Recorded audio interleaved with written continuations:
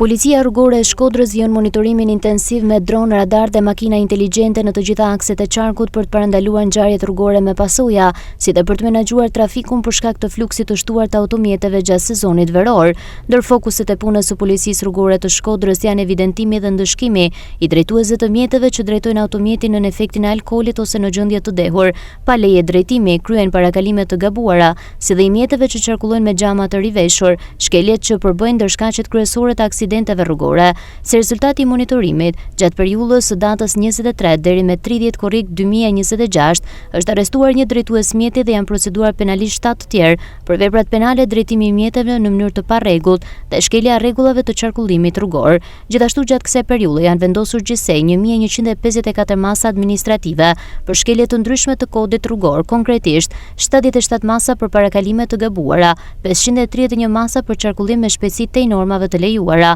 314 masa për ndalim ose qëndrim të gabuar, 50 masa për mosvendosjen e kaskës mbrojtëse, 6 masa për drejtim mjeti në efektin e alkoolit dhe 176 masa për shkelje të tjera të kodit rrugor. Kontrollet nga Policia Rrugore e Shkodrës do të vijojnë në të gjitha akset rrugore urbane, interurbane dhe rurale, duke përdorur të gjitha mjetet bashkëkohore logjistike me qëllim përmbushjen e parametrave të sigurisë rrugore. Policia Rrugore e Shkodrës apelon për të gjithë drejtuesit e mjeteve që të zbatojnë me rigorozitet rregullat e qarkullimit rrugor dhe të kontribuojnë në parandalimin e aksidenteve rrugore dhe rritjen e sigurisë rrugore, si dhe ftojnë qytetarët që të denoncojnë në numrin pa pagesë 112 çdo shkelje të rregullave të qarkullimit rrugor.